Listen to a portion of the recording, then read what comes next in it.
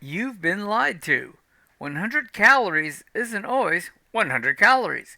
If you eat sugar, your body locks fat away and spikes insulin like a fire alarm.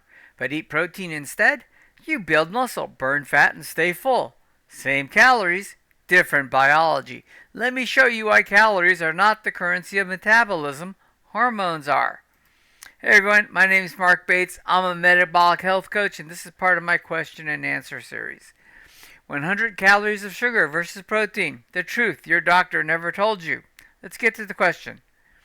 Your explanation of the human body as an open, dynamic, adaptive system versus the bomb calorimeter's closed, linear, mechanical system is fascinating. You mentioned that different macronutrients create entirely different biological states. Now, can you walk me through exactly what happens hormonally when someone consumes 100 calories of sugar versus 100 calories of protein, and why insulin becomes the determining factor rather than the caloric content? Absolutely. This is exactly the heart of the issue when treating calories as a calorie. The caloric content of a food measures potential energy, but the metabolic fate of that food is governed by hormonal signaling, which varies dramatically depending on the macronutrient. Let's contrast 100 calories of sugar with 100 calories of protein, tracing the hormonal and metabolic cascades each initiates. Okay, let's start with 100 calories of sugar. Let's assume you consume 25 grams of table sugar, sucrose, which is 50% glucose and 50% fructose. Step by step hormonal and metabolic response. 1. Glucose enters the bloodstream. Rapid absorption into the bloodstream via the small intestine causes a rapid spike in blood glucose levels. Insulin secretion from the pancreas. Insulin is released from the pancreas beta cells in response to rising glucose. Insulin's job to lower blood glucose by driving it into tissues. A cellular glucose uptake. Muscle and fat cells take up glucose via insulin-dependent GLUT4 transporters. In muscle, some is used for immediate energy, while some is stored as glycogen. In fat, some is stored as triglycerides, especially if glycogen stores are full. Fructose metabolism. Fructose bypasses insulin and heads straight to the liver. In the liver, it's converted to fat via de novo lipogenesis, if not immediately burned. It increases hepatic triglyceride production and raises uric acid, promotes inflammation, and impairs mitochondrial function. Leptin and ghrelin disruption. Insulin suppresses ghrelin, the hunger hormone, temporarily, but sugar consumption disrupts leptin signaling over time, making it harder to sense satiety. Right? You feel hungry. Insulin blocks fat burning.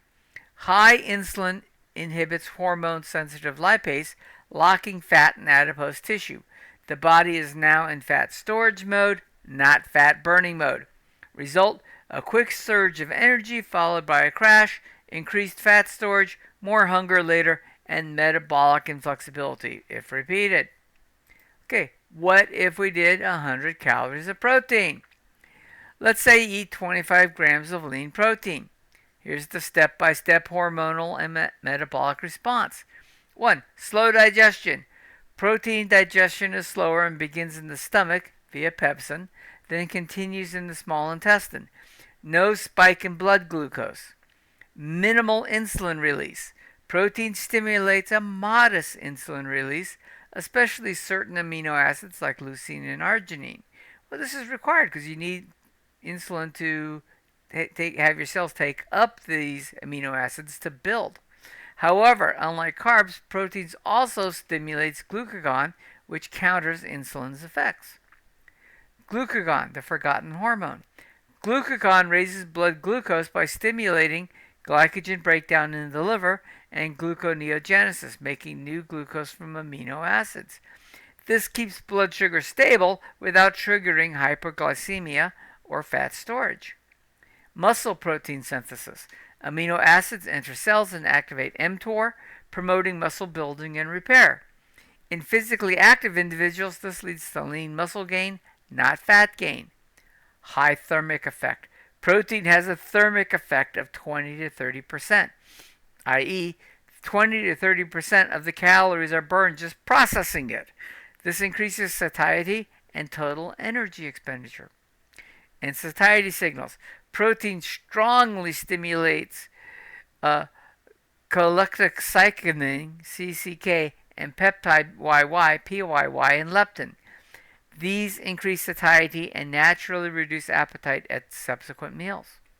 The result: stable energy, high satiety, muscle preservation and growth, minimal fat storage, and increased metabolic rate.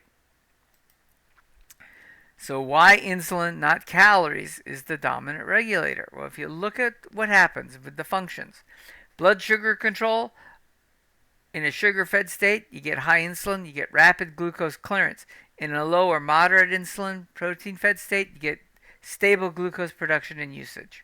Fat storage is promoted in high insulin and inhibited in low-moderate insulin. Fat oxidation is blocked in high insulin, but it's promoted in low and moderate insulin. Muscle building is minimal without exercise, but in low-moderate insulin, it's stimulated via mTOR, even if you're not exercising a whole lot. Okay? Appetite regulation is disrupted. You get leptin resistance. You feel hungry all the time. That's in high insulin. In low and moderate insulin, you enhance your satiety hormones. You feel full longer. You don't get as hungry. And energy fluctuation in a high insulin state, you're crash prone, hypoglycemic rebound, which means you get those sugar crashes, and then you feel like you immediately need to eat more sugar to get back up, right? Where in a low and moderate insulin, you're stable, and that's much better. All right? So the final insight here: metabolism is not caloric, it's contextual. Your body is always interpreting food through the lens of hormones, nutrient sensing, and energy need.